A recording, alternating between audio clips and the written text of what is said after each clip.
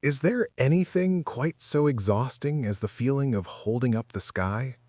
You know the sensation I'm talking about. It is that peculiar low-grade vibration of anxiety that sits in the pit of the stomach, the subtle clenching of the jaw that suggests that if you were to relax, just for a moment, the entire universe would fall apart. We go about our days with this funny little assumption, mostly unconscious of course, that we are the directors of a play we never wrote, trying to manage a cast of characters who seem intent on missing their cues. And right in the middle of this frantic, quaking mess of trying to organize the cosmos, we hear a voice, a very old voice, the voice of an emperor of all things, a man who theoretically had the power to move armies and reshape maps, and yet he whispers this strange little secret. You have power over your mind, not outside events. Realize this and find strength. Now, on the surface, this sounds like a bit of a scolding, doesn't it? It sounds like a schoolmaster telling you to stiffen your upper lip and stop complaining about the rain. But if you listen to it, if you really listen to the music of it, it is not a command. It is an invitation. It is a description of a state of affairs that we have tragically forgotten. It is the key to the cage we built for ourselves. Let's investigate this, shall we? Because what Marcus is pointing at here is the fundamental confusion that causes almost all human suffering. It is the confusion of geography. It is the mistake of not knowing where you end and where the universe begins. You see, we are brought up in a culture that plays a trick on us. From the time we are very small, we are bamboozled into believing that we are strangers in this world. We feel that we come into this world rather than coming out of it. We feel that I, this sensation of an ego inside a bag of skin, is a distinct, lonely little pilot sitting behind the eyes, looking out at a world that is alien, foreign, and largely hostile. We look at the outside events, the traffic jams, the fluctuating bank accounts, the changing seasons, the opinions of our neighbors, the inevitable decay of the body, and we treat them as something that must be beaten into submission. We approach life as if it were a construction project or a battle. We grab the steering wheel with white knuckles, terrified that the car is going to veer off the road. But the truth that Marcus Aurelius realized in his tent on the dark frontiers of the Danube, is that you cannot organize the outside world any more than you can smooth out the waves of the ocean with a flat iron. You can try. Oh, you can certainly try. You can run around with your bucket trying to catch the rain, but you will only end up wet and exhausted. This is what he means by outside events. It is the Tao. It is the great flow. It is the happening of nature. It is the rising and setting of the sun, the erratic behavior of other people, the sudden turn of luck. These things are not under the jurisdiction of the ego. Now, when you first realize this, it feels terrible. It feels like defeat. The ego says, "You mean I'm helpless? You mean I'm just a cork bobbing on the ocean?" But then comes the pivot, the great however. You have power over your mind. Now, we must be very careful here, because when modern people hear power over the mind, they think of suppression. They think of a psychological dictatorship. They think it means staring into the mirror and forcing themselves to think positive thoughts. I am happy, I am happy, I am happy, while underneath they're screaming in terror. That is not power. That is just another form of war. The power Marcus is speaking of is the power of perception. It is the power of the lens. It is the realization that the world out there has no meaning whatsoever until you give it one. Let me give you an image. Imagine a mirror, a clear, polished mirror hanging in a room. Now, if you light a fire in front of the mirror reflects the fire. It looks hot, it looks dangerous, it looks bright, but the mirror itself, the mirror does not burn. If you put a block of ice in front of the mirror reflects the cold, but the mirror does not freeze. If you throw filth at the mirror, the reflection is filthy, but the glass remains pure. Your mind, your true nature, the consciousness that is actually doing the looking, is that mirror. The outside events are the fire and the ice. The power you have is not to stop the fire from burning, because fire burns, that's what it does, but to realize that you are the mirror, not the fire. Do you see the distinction? It is subtle, but it changes everything. Most of us identify with the fire. We identify with the event. If someone insults us, that's an outside event. We don't just hear the sound waves and understand the definitions of the words. No, we become the insult. We contract, we defend, we get prickly.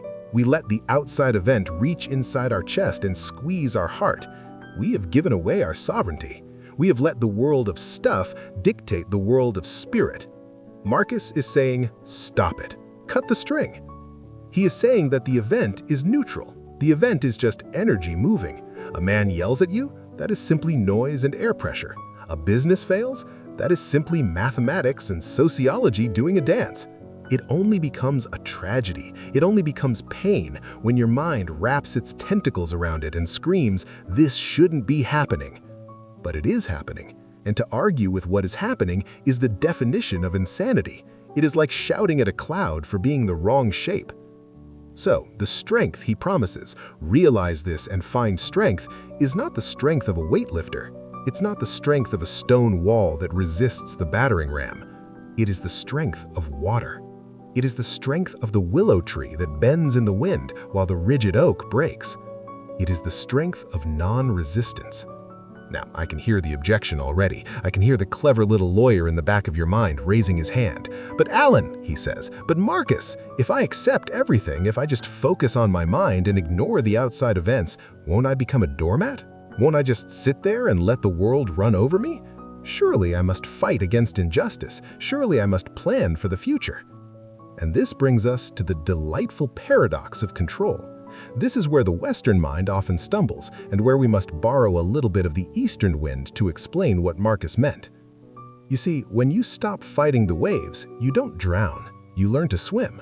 When you release the illusion that you can control the outside, you actually become more effective in dealing with it. Why?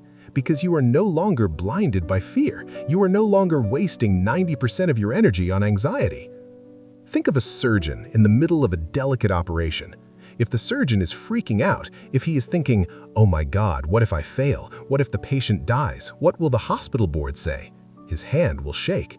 He is focused on the outside events, the outcome, the reputation, the future. He has no power. But if the surgeon is centered, if he realizes, I cannot control whether this heart beats or stops, that is up to the great mystery, but I can control the steadiness of my hand, the focus of my attention, the precision of my cut. Then, paradoxically, the patient is much more likely to survive. By giving up the need to control the outcome, he gains the maximum ability to influence the process. This is the secret.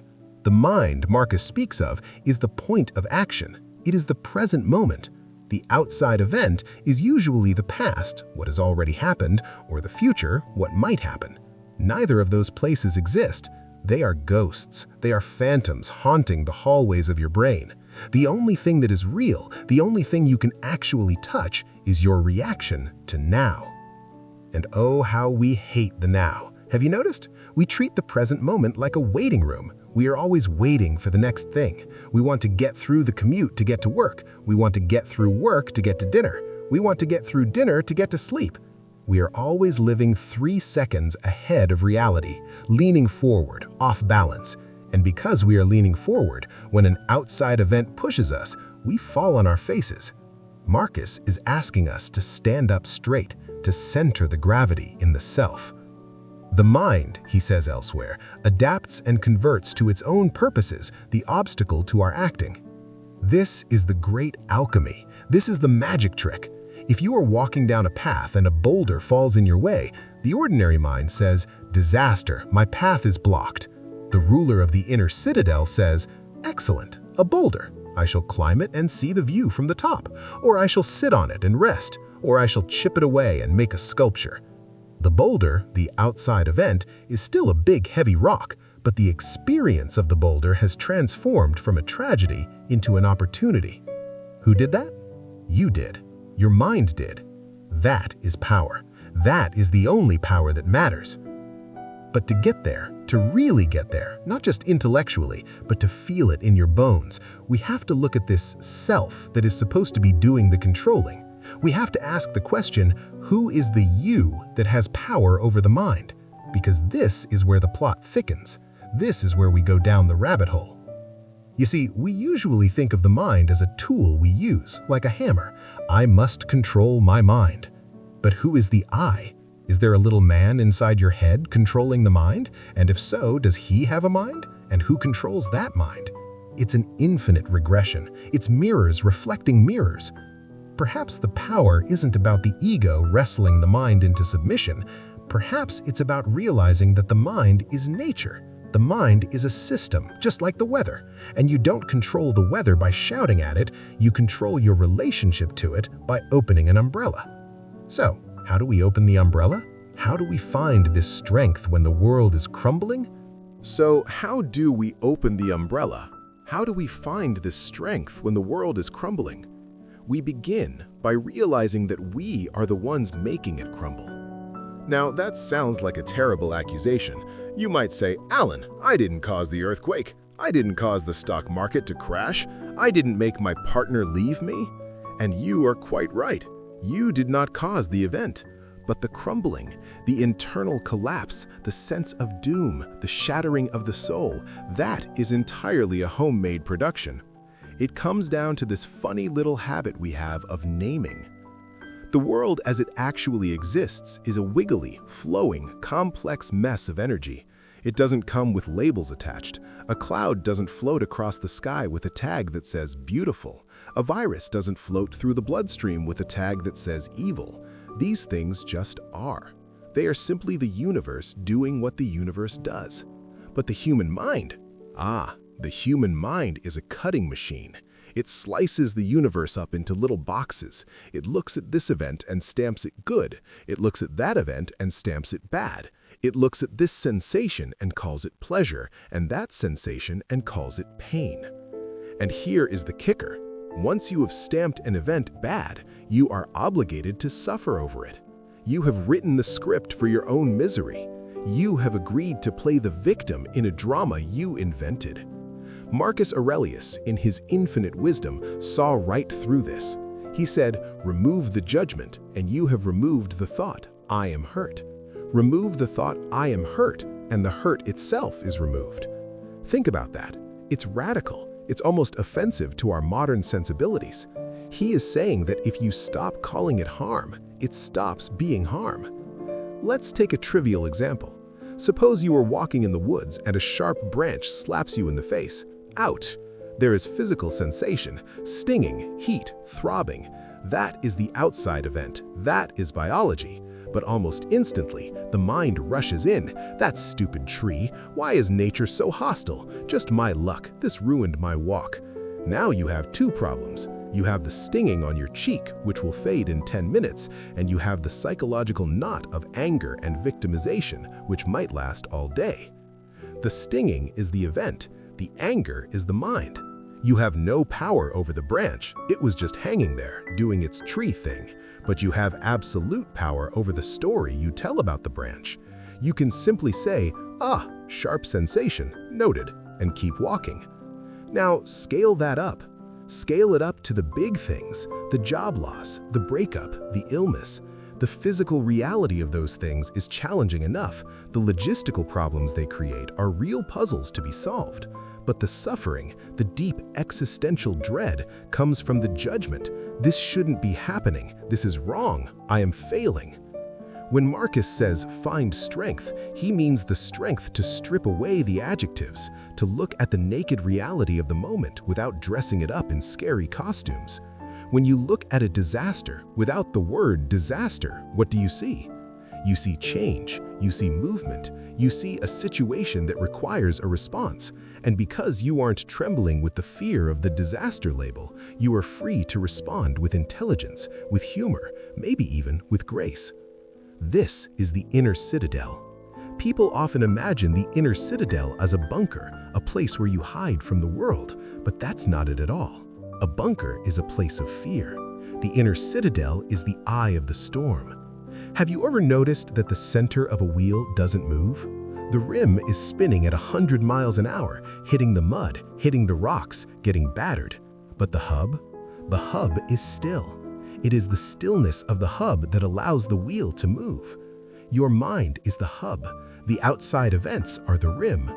Most of us live on the rim. We are strapped to the tire, getting smacked against the pavement with every revolution of the day. Up and down, happy and sad, rich and poor, praised and blamed. We are dizzy, we are nauseous. Marcus is inviting you to crawl down the spoke, come into the center. In the center, you can watch the rim spin. You can see, oh, look, now we are in the mud phase. Interesting. Now we are in the sunshine phase. Delightful. But you are not of the mud. You are not of the sunshine. You are the witness. This is the realization he speaks of. It isn't an intellectual idea you memorize for a test. It's a shift in your center of gravity. But, and here we must be very honest, this is not easy. It is simple, yes, but it is not easy. Why? Because we are addicted to the rim. We are addicted to the drama. There is a part of us, a very loud, very insecure part, that loves to be a victim. Because if I am a victim of outside events, then I am innocent.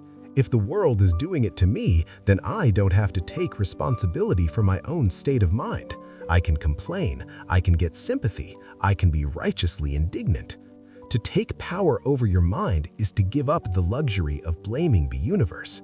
It means that if you are miserable, it's your doing, not the economy's doing, not your mother's doing, yours. You are the one pinching yourself. You are the one holding your breath and turning blue. And that is a terrifying freedom. It reminds me of a man sitting in a prison cell. The door is unlocked. It has been unlocked for years, but he sits there, gripping the bars, shaking them, screaming, "Let me out! Why are you doing this to me?" He is so busy shaking the bars, so busy fighting the outside event of the prison that he never thinks to try the handle. The handle is your own attention. You can turn it any moment. You can turn it right now. But how? How do we break the addiction to the outside?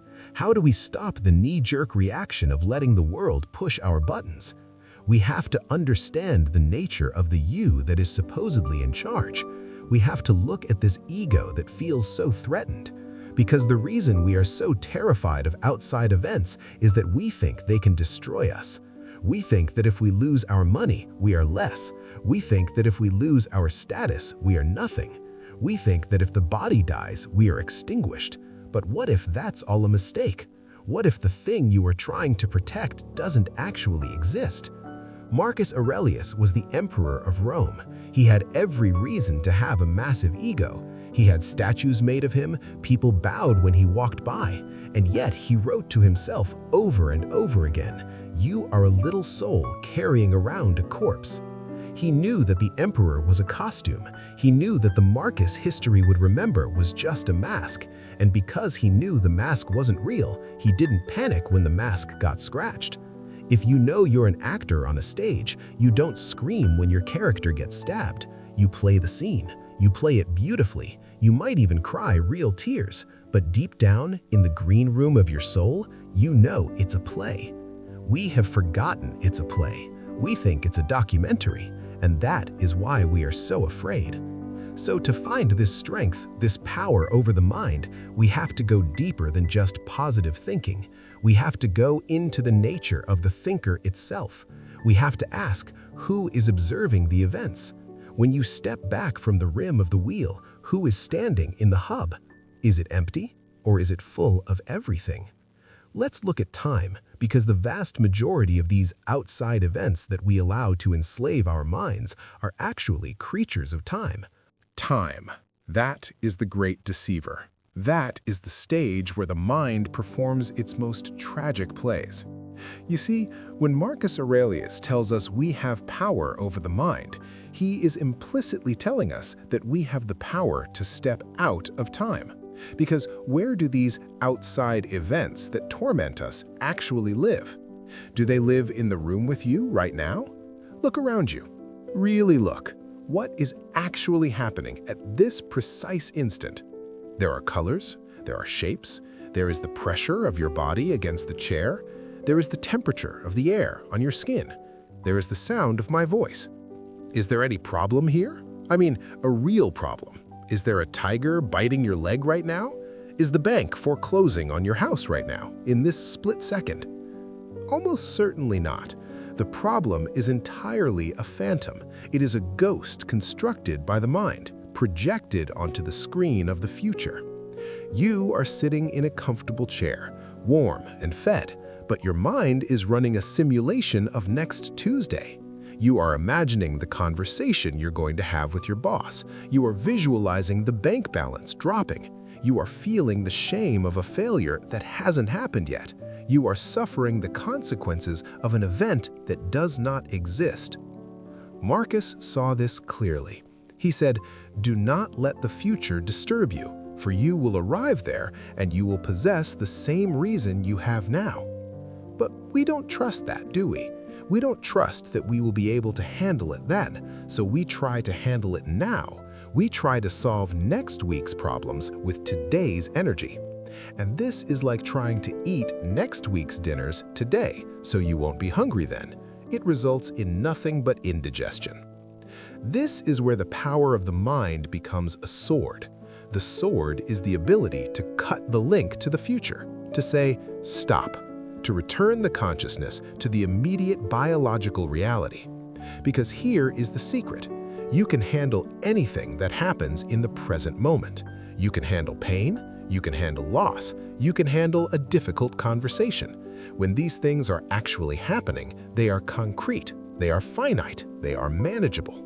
The adrenaline kicks in, the wisdom arises, you deal with it. But you cannot handle a fantasy. You cannot grapple with a ghost. The future is infinite in its possibilities for disaster. If you try to control the future, you will be crushed by the weight of 1,000 potential catastrophes, none of which are real. So the strength Marcus speaks of is the strength of limits. It is the discipline of the blinkers. It is saying, I will not let my mind wander into the graveyard of the past or the haunted house of the future.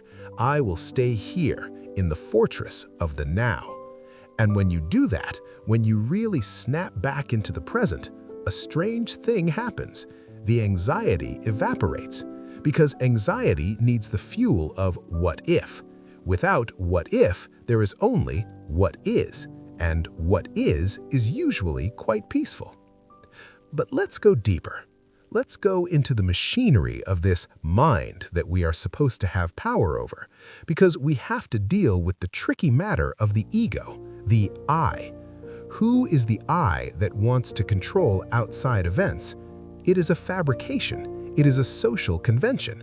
We are taught to believe that we are separate entities, isolated from the world, like little pilots inside a robot body. And because we feel separate, we feel vulnerable.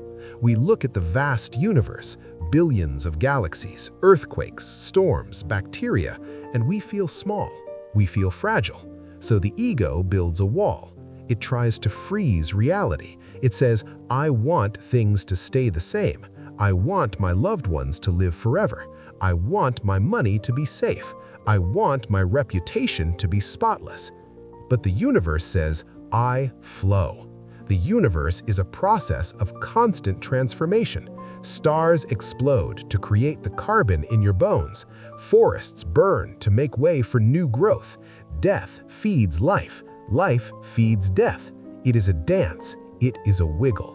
When the ego tries to stop the wiggle, when it tries to impose stability on a universe built on change, that is the definition of suffering.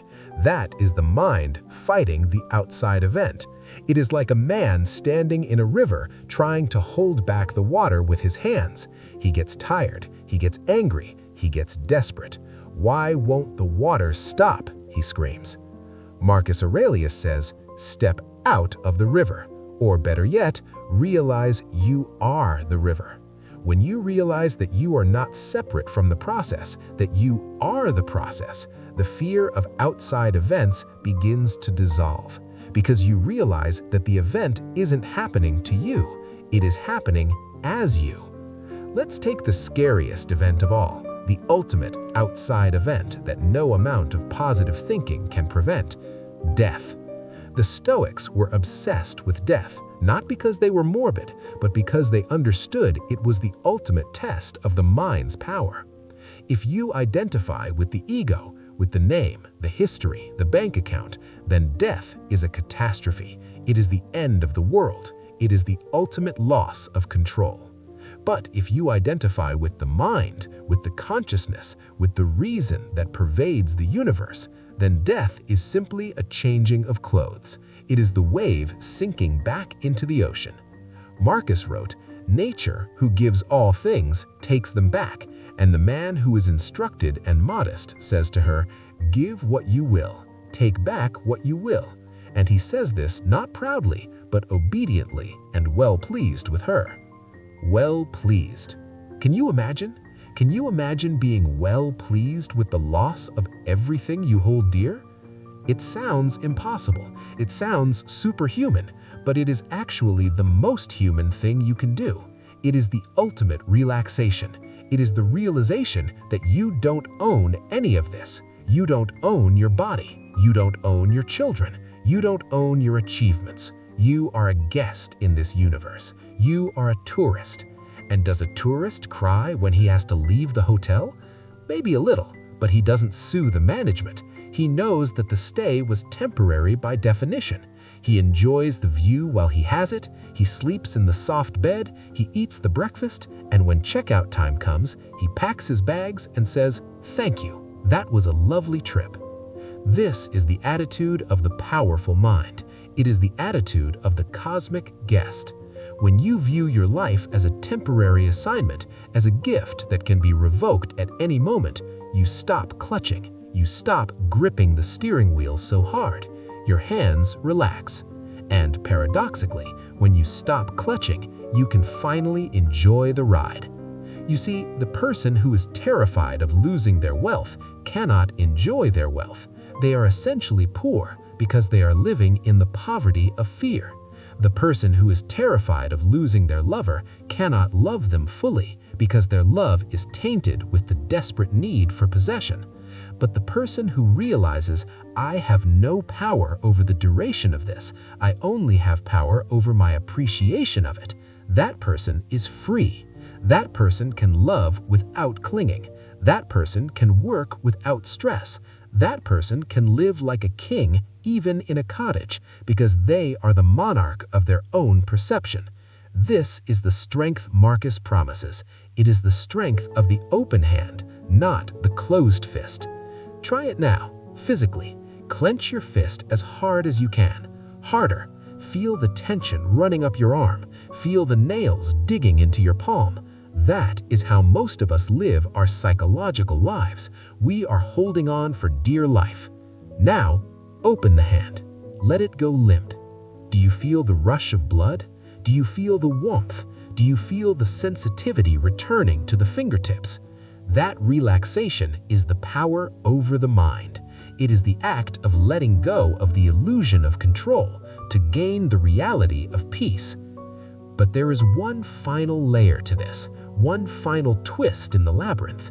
Because even now you might be thinking, "Okay, Alan, okay, Marcus, I get it. I need to accept. I need to let go. I will make letting go my new project. I will strive to be detached."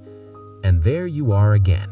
You are trying to use the ego to get rid of the ego. You are trying to control your lack of control. You cannot force this realization. You cannot grit your teeth and will yourself into peace. That's just the same old war in a different uniform. So what do we do? If we can't fight the world and we can't force our minds to stop fighting, where does that leave us? It leaves us in a profound silence, a place where the doer disappears and only the doing remains. It leaves us in a place of profound silence, a place where the doer disappears and only the doing remains. You see, you cannot clear muddy water with your hands. The more you stir it, the muddier it gets. You cannot force your mind to be still. The attempt to force stillness is noise. So the secret, the great secret that the sages of the East and the Stoics of the West both stumbled upon, is to simply watch. You don't fight the mind. You don't fight the outside events. You don't even fight your own reaction to the events. You just watch them. You adopt the viewpoint of the witness. When you feel anger rising because the world isn't behaving the way you want it to, you don't say, "I shouldn't be angry." That's just the ego judging the ego. Instead, you say, "Ah, there is anger. Interesting. There is a tightening in the chest. There is heat in the face. Look at it go." You treat your own emotions as if they were outside events. You treat your own thoughts as if they were birds flying across the sky. And a miracle happens. When you watch a thought without judging it, without trying to control it, it dissolves, it passes, it loses its sticky quality. This is the ultimate meaning of power over your mind. It is the power of the sky. Think of the sky. Clouds come, black, thunderous, terrifying clouds. They scream, they flash lightning. But can a cloud hurt the sky? Can a storm leave a scar on the air? Of course not. The sky simply holds the storm. It has space for the storm. And eventually the storm runs out of energy and the sky remains vast and blue and untouched. You are the sky. Marcus Aurelius called this the view from above. He practiced zooming out. He would imagine himself rising above Rome, above the empire, above the earth itself, looking down on the little anthills of human activity. From that height, the outside events look very different. The war looks like a swarm of bees. The financial crisis looks like leaves blowing in the wind. The personal tragedy looks like a single thread in a magnificent tapestry. When you realize you are the weaver and not the thread, you find strength.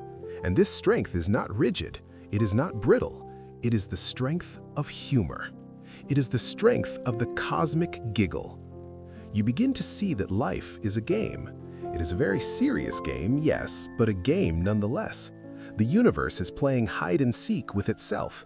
It pretends to be separate. It pretends to be you and me. It pretends to be victim and villain. It puts on masks and scares itself just for the thrill of it. When you realize this, when you really wake up to the fact that you have power over your mind because your mind is a manifestation of the divine logos, you can finally laugh. You can laugh at the absurdity of your own worry. You can laugh at the frantic way you tried to arrange the furniture of the world. And in that laughter, there is peace. Not the peace of the graveyard, but the peace of the dance. You still go to work. You still pay your bills. You still comfort your friend who is crying. You still vote. You still take medicine when you are sick. You don't withdraw from the world, but you move through the world with a lightness. You walk without leaving footprints. You are no longer a beggar asking the world to make you happy. You are a king, carrying your happiness within you, dispensing it wherever you go. You are no longer afraid of the future because you know the future is just another form of the present, and you know how to handle the present. You have power over your mind, not outside events. It was never a scolding. It was never a rule. It was a map to the treasure buried in your own backyard. So stop looking for the treasure in the news. Stop looking for it in the approval of others. Stop looking for it in the safety of your bank account. Turn inward. Go into the citadel, not to hide, but to plug yourself back into the source of power. Feel the breath entering your lungs. That is the universe breathing you. Feel the consciousness behind your eyes. That is the light that illumines the world. The events will come and the events will go. Empires rise and fall. Bodies grow young and grow old. The seasons turn. Let them turn. You are the stillness at the center of the turning. You are the mirror that reflects the fire but does not burn. You are the witness. Realize this deeply, totally, and you will not just find strength, you will remember that you are strength. Realize this.